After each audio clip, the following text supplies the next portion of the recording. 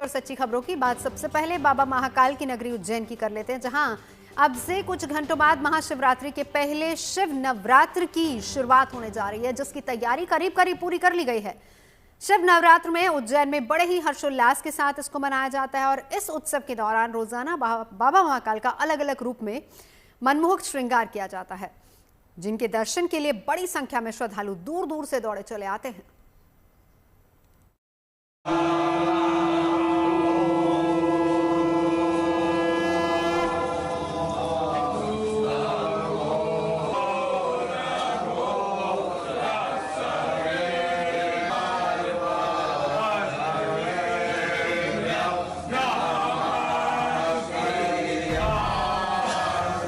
के दौरान अगले 9 दिनों तक बाबा महाकाल के दरबार में विशेष पूजा पाठ और खास श्रृंगार होगा।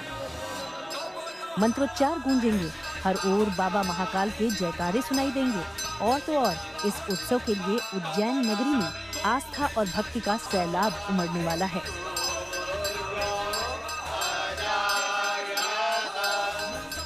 देश में महाकालेश्वर मंदिर एकमात्र ऐसा स्थान है जहां महाशिवरात्रि का उत्सव 1-2 दिन नहीं बल्कि हर साल पूरे 9 दिनों तक धूमधाम के साथ मनाया जाता है। इस साल भी इस उत्सव की शुरुआत 6 फरवरी फागुन कृष्ण पक्ष की पंचमी से हो रही है, लेकिन खास बात ये है कि इस साल ये उत्सव 9 दिन नहीं बल्कि 10 दिनों तक धूमधाम से मनाया जाएगा।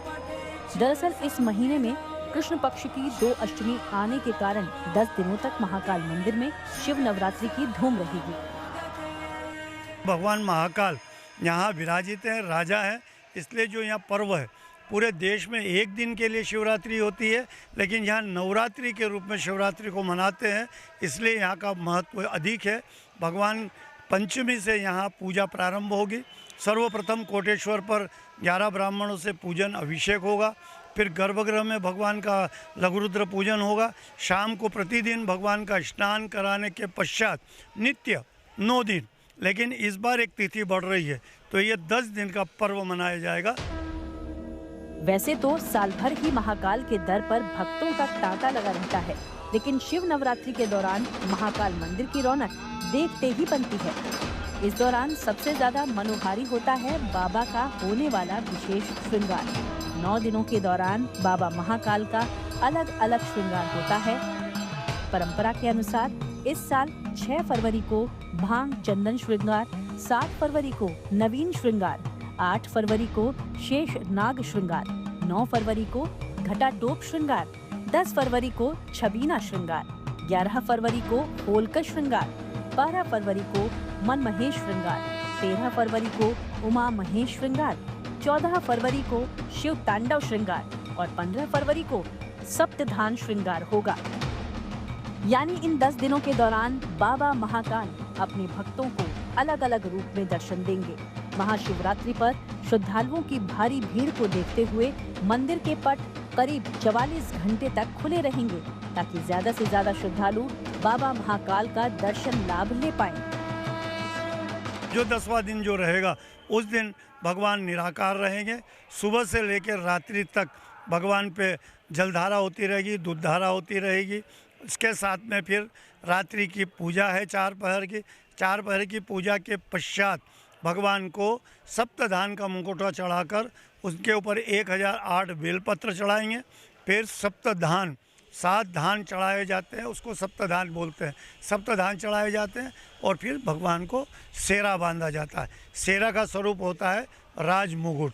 राजमुकुट जो होता है वो हारों का होता है। भगवान को दूल्हा के रूप में, राजा के रूप में सजाकर यहाँ भगवान को स्थापित हैं, लेकिन उस रूप में स्थापित किया जाता है कि आज राजा विराजित है। वर्ष में एक बार जब ये श्रृंगार होता है राजा का दर्शन, तो एक दिन को 11 बजे तक चलता है। 11 साढ़े 11 बजे फिर पुनः श्रृंगार उतारा जाता है और भस्म आरती भगवान की होती है, जो वर्ष में एक बार दोपहर में होती है। महाकाल देव के दर्शन करें, बहुत ही अच्छा लगा। बहुत ही अच्छी सिक्योरिटी यहाँ पे है और जैसा कि आपको पता है कि अभी यहाँ पे शिवरात्रि का पावन उत्सव की तैयारियाँ चल रही है ज़ोर शोर से, जो कि पूरे भारत में यही ज़ोर शोर से मनाई जाती है। इतनी भीड़ होने के बाद भी ऐसा नहीं लग रहा है कि इतनी भीड़ है। यहाँ पे व्यवस्था बहुत शानदार है, कहीं कोई गंदगी नहीं है, कुछ नहीं है। दर्शन के लिए ऐसा कुछ नहीं है कि कौन वीआईपी है कौन क्या है, सब नॉर्मल है, सब अच्छा है। बाबा महाकाल ने हमें बुलाया, इतने दिनों से प्रयत्न कर रहे थे हम लोग यहाँ पे आने का, बट उन्होंने जब उनकी इच्छा है, जब इधर आना है उनको, तब उन्होंने यहाँ बुला दिया और हमारा पूरा जीवन सार्थक हो गया जो हमें इधर उन्होंने बुला दिया। दिल्ली से आए हैं और बहुत अच्छे से दर्शन हुए सारी चीज़ें। और यहाँ पर सुनने में है कि जैसे नवरात्रे होते हैं इस तरीके से भी साल में एक बार महाशिवरात्रि का दिन एक अनोखा दिन होता है, तो हमें भी यहाँ पर आके उसी प्रकार से पूजा करनी है। बड़ा अच्छा लगा, परिवार के साथ आए हैं, दर्शन करें। शिव नवरात्रि और महाशिवरात्रि के मौके पर मंदिर में उमड़ने वाली भक्तों की भारी भीड़ को देखते हुए मंदिर प्रशासन ने सभी तैयारियां करीब पूरी कर ली हैं, जिसके तहत श्रद्धालुओं की आवाजाही, पार्किंग, जूता स्टैंड, पीने के पानी की व्यवस्था, लड्डू प्रसाद, प्राथमिक इलाज, सुरक्षा व्यवस्था और भीड़ प्रबंधन को लेकर खास तैयारियां की गई हैं, ताकि देश और दुनिया भर से आने वाले श्रद्धालुओं को कोई परेशानी उठानी न पड़े। 15 फरवरी को महाशिवरात्रि का त्यौहार रहेगा और जैसा अभी देखने में आ रहा है लाखों की संख्या में श्रद्धालु उस समय शहर में आएंगे, मंदिर के दर्शन करेंगे। उसके संबंध में आज यह बैठक रखी गई थी, सभी विभागों से लोग थे और क्या बैठक व्यवस्था रहेगी, किधर से आम श्रद्धालुओं का आना रहेगा, किधर से निकलना रहेगा, सिख दर्शन की क्या व्यवस्था रहेगी, पासेस की क्या व्यवस्था रहेगी, वीआईपी प्रोटोकॉल की क्या व्यवस्था रहेगी, वो सारी बातों की चर्चा हुई है। और हमारी कोशिश है कि 12 तारीख तक हमारी सारी व्यवस्थाएं इन प्लेस रहें, जिससे कि शिवरात्रि के पहले जो 14 से भीड़ जो शुरू होगी वो ऑलरेडी सारी चीज़ें इन प्लेस हों। धार्मिक मान्यता बताती है कि शिव नवरात्रि के दौरान बाबा महाकाल के दर्शन करने भर से ही भक्तों की सभी मनोकामनाएं पूरी हो जाती हैं। उन्हें महाशिवरात्रि के समान ही पुण्य और आशीर्वाद मिलता है। यही वजह है कि उज्जैन में शिव नवरात्रि सिर्फ एक पर्व नहीं, बल्कि आस्था और विश्वास का महा उत्सव है। उज्जैन से संदीप कुलश्रेष्ठ के साथ bureau report, good news today. और अगली अच्छी खबर दिल्ली विश्वविद्यालय के रामजस कॉलेज से आई है, जहां की असिस्टेंट प्रोफेसर डॉक्टर शुचि वर्मा और उनकी टीम ने गौमूत्र से खास इंक तैयार की है, जिसे गौरंग नाम दिया गया है। और दावा यह है कि गौरंग से पर्यावरण को नुकसान नहीं होता, यानी कि ये इको फ्रेंडली इंक है, जो निप पेन, जेल पेन और दूसरी इंक के लिए भी काफी उपयोगी है।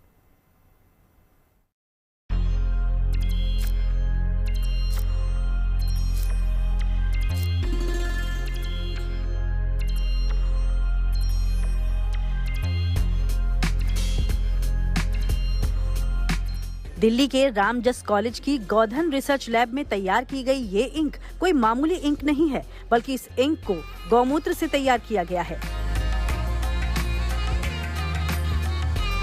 गौधन रिसर्च लैब की प्रमुख और असिस्टेंट प्रोफेसर डॉक्टर शुचि वर्मा और उनकी टीम ने गौमूत्र से इस स्याही को तैयार किया है। डॉक्टर शुचि वर्मा ने बताया कि इस शोध की शुरुआत पर्यावरण प्रदूषण की गंभीरता को देखते हुए की गई है।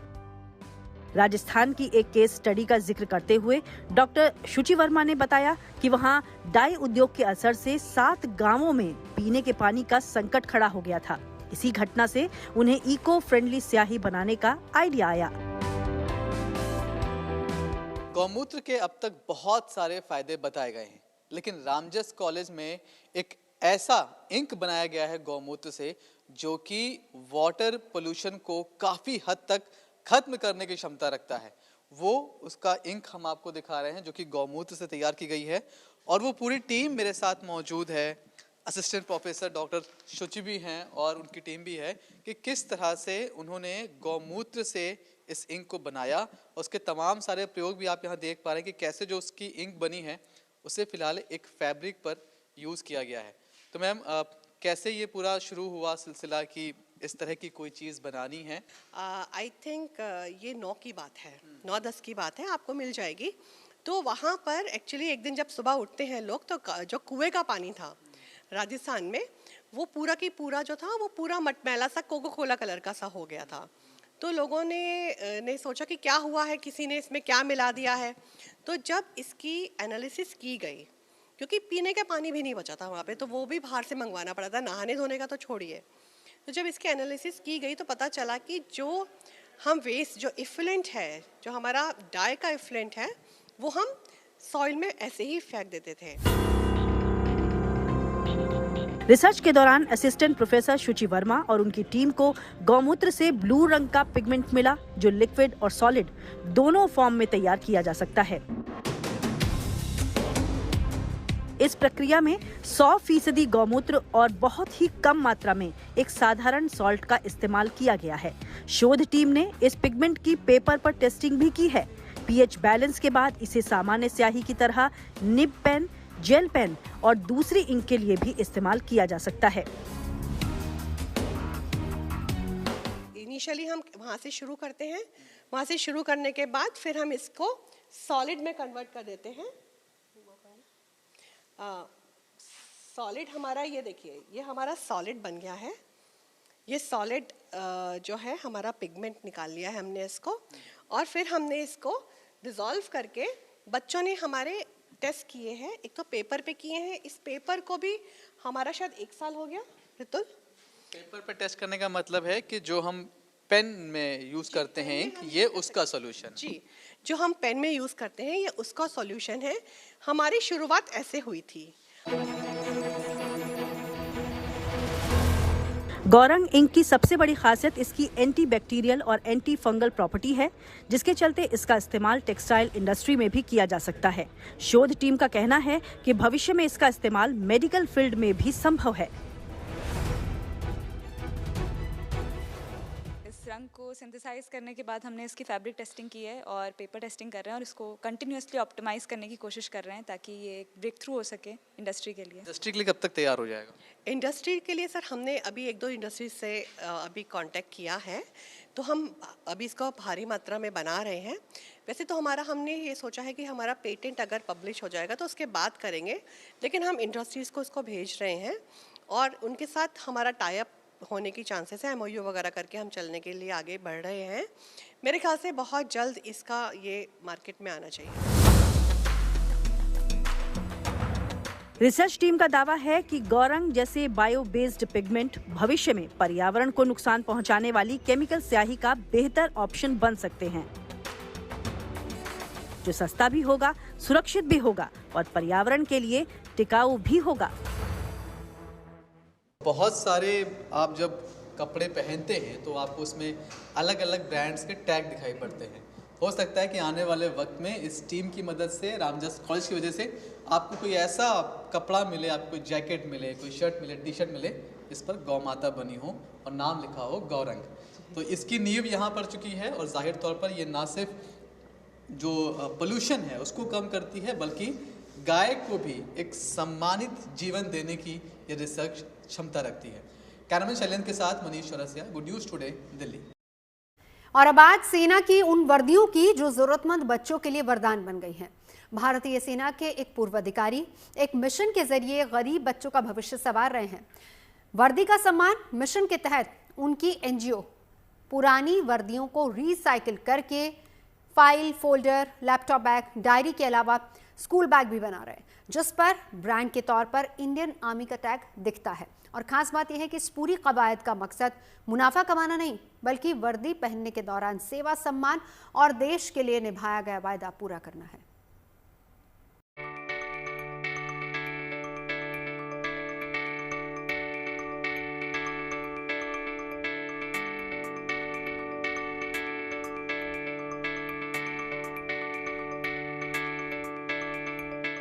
भारतीय सेना से जुड़ी ये वर्दियां अदम्य साहस, बहादुरी, शौर्य और पराक्रम की प्रतीक है।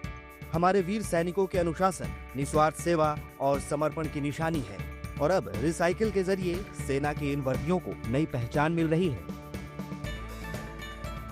एक फौजी का सम्मान पूरा देश करता है, लेकिन एक फौजी की वर्दी का सम्मान ना सिर्फ पूरा देश बल्कि खुद वो फौजी भी खूब करता है। लेकिन जब कोई फौजी रिटायर होता है या फिर उसकी वर्दी रिटायर होती है, तो उस वर्दी का आखिर करना क्या है? इस सवाल का जवाब आज तक कभी किसी फौजी के पास भी नहीं था। ये वर्दियां एक टोकरी में, एक बक्से में बंद करके सम्मान के साथ रख दी जाती थी। लेकिन अब एक रिटायर्ड सेना के अफसर ने इस सवाल का ना सिर्फ जवाब खोजा है, बल्कि इन वर्दियों से कई लाजवाब चीजें तैयार की हैं और उनसे ये तैयार चीजें जाती हैं सीमा से सटे गांव के उन बच्चों के पास जो पढ़ाई कर रहे हैं और उन बच्चों के पास ये चीजें पहुंचकर उनमें एक नई ऊर्जा का संचार कर रही हैं। आज आपको इन पुरानी वर्दियों के पुनर्जन्म की कहानी सुनाएंगे। जवान जिन्होंने वतन के प्रति समर्पण, त्याग और बहादुरी दिखाई है, उनके लिए पुरानी वर्दियां अक्सर गर्व और यादों से जुड़ी होती हैं। उनकी ये वर्दी केवल कपड़ा नहीं, बल्कि उनकी आन बान और शान होती है। भावनात्मक जुड़ाव होने की वजह से पूर्व सैनिक या अधिकारी अपनी पुरानी वर्दियों को बेहद सम्मान पूर्वक संभाल कर रखना पसंद करते हैं। ऐसे में सेना में सेवा के दौरान इस्तेमाल हो चुकी इन वर्दियों का इससे बेहतर इस्तेमाल नहीं हो सकता है।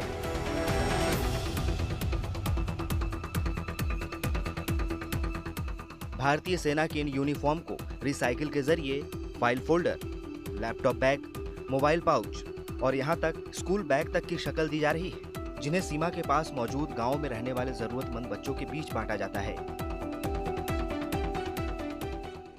ये एक छोटी सी मैन्युफैक्चरिंग यूनिट इसे आप कह सकते हैं, दिल्ली के एक छोटे से इलाके में बनी हुई है। लेकिन यहाँ पर आप देखिए ऊपर एक बहुत अच्छी लाइन लिखी हुई है, I don't need any brand, I am proud of Indian army, that's my brand. कि मुझे कोई और ब्रांड का नाम नहीं चाहिए, मेरे पास अपना एक ब्रांड है जिसका नाम इंडियन आर्मी है और मुझे उसी पर गर्व है। और इसी गर्व के साथ यहाँ पर वर्दी को अलग अलग चीज़ों के रूप में परिवर्तित किया जा रहा है। जब इस एरिया में आप पहुँचते हैं तो आपको यहाँ पर तमाम सारे कारीगर दिखाई पड़ते हैं, सिलाई मशीन दिखाई पड़ती है और उन मशीनों पर किस तरह से काम हो रहा है। पुरानी वर्दियों से बैग तैयार किए जा रहे हैं, मोबाइल पाउच तैयार किए जा रहे हैं, लैपटॉप बैग तैयार किए जा रहे हैं। वो सारी प्रक्रिया आपको यहाँ पर दिखाई पड़ जाती है और साथ ही साथ आपको यहाँ पर मिलती हैं उन सारी चीज़ों की एक झलक जो एंड प्रोडक्ट है, जो आखिर में बनकर तैयार हो रहा है। स्कूल बैग्स जिनकी हम बात कर रहे थे, ये लैपटॉप बैग्स हैं और यहाँ पर आपको मोबाइल पाउच भी दिखाई पड़ जाएंगे। ये रहे वर्दी का सम्मान नाम से इस मिशन को चला रहे असीम कोहली भारतीय सेना के बड़े अधिकारी रह चुके हैं। 2019 में मेजर जनरल के पद से रिटायर होने वाले पूर्व सैनिक अधिकारी को उनकी बेटी ने पुरानी वर्दी के बेहतर इस्तेमाल का रास्ता सुझाया। 2020 में जब कोविड-19 आया तो मेजर जनरल कोहली ने वर्दियों के मास्क बनाकर लोगों के बीच बांटा ताकि वो जानलेवा संक्रमण से अपना बचाव कर सके। वर्दी से बने मास्क में फिल्टर लगाने का काम दिल्ली ITI ने किया। मैं 2019 में सेना से रिटायर हुआ और उस समय मेरे पास में तकरीबन 10-12 पेयर थे यूनिफॉर्म के।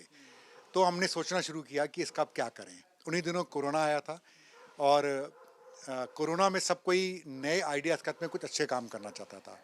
तो मेरी बेटी ने मुझे बोला कि इन यूनिफॉर्म को हम किसी की मदद कर सकते हैं और हम क्या इसके हम रिसाइकिल करके इसके मास्क बना सकते हैं। तब मुझे आइडिया बहुत अच्छा लगा। उस समय IIT दिल्ली इस काम में लगी हुई थी, हम उनके पास गए तो हमारा पहला प्रोडक्ट जो था वो कोरोना में मास्क थे जिसको हमने सब ज़रूरतमंदों को बांटे। उसके बाद हमारे आइटम्स की जो इन्वेंट्री है आगे बढ़ती रही। असीम कोहली की संस्था 5 साल में 40,000 पुरानी या इस्तेमाल न होने वाली वर्दियों का बेहतर इस्तेमाल कर चुकी है।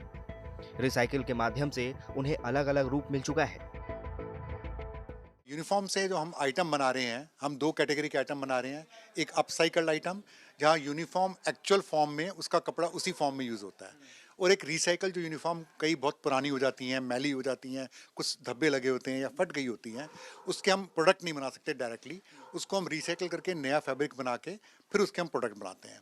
हमारे प्रोडक्ट में हमारा मेन जो प्रोडक्ट है वो हमारा है स्कूल बैग्स, और हमारा अल्टीमेट एम है कि एक सोशल कॉज के लिए यूनिफॉर्म इस्तेमाल हो।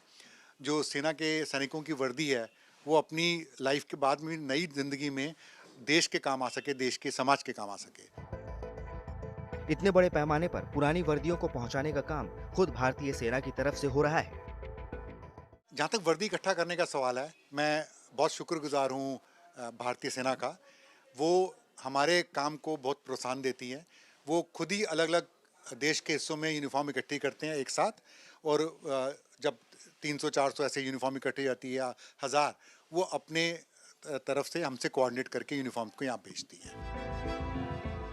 वर्दी का एक टुकड़ा भी बेकार नहीं जाता, यानी मेजर जनरल की संस्था की तरफ से देश की सेवा कर चुकी वर्दी से हर कतरन का सम्मान होता है। स्कूल बैग बनने के बाद जो कतरन बच जाती है उनसे सॉफ्ट टॉय और दूसरी उपयोगी चीजें बनाई जाती हैं, जिनमें कई युद्ध में भारतीय सेना के गौरवशाली जीत और इतिहास का भी जिक्र होता है। हमारी कोशिश है कि एक सैनिक की इस्तेमाल की यूनिफॉर्म है, उसकी एक कतरन भी वेस्ट ना जाए। तो हमारी एक टैगलाइन है, हर कतरन कुछ कहती है। हमारे पास जो कतरन बचती है उस कतरन से या तो हम रिसाइकिल करके प्रोडक्ट बना लेते हैं या इस तरह के सॉफ्ट टॉयज हम बनाते हैं जो उन बच्चों के पास हमारा पहुंचाने का मकसद होता है जिनको कभी किसी खिलौने से खेलने का मौका नहीं मिला है। और दूसरा, ये एनवायरनमेंट फ्रेंडली भी होते हैं, तो ये एक दूसरी चीज़ है। तो हमें अच्छा लगता है कि ये इस तरह के टॉयज बच्चों के पास पहुँचे और बच्चों के लिए किस चीज़ का बना हुआ है वो ना भी मालूम हो, बच्चे के हाथ में खिलौना आएगा तो वो खुश होगा। मेरा कुछ इमोशन भी जुड़े हुए हैं।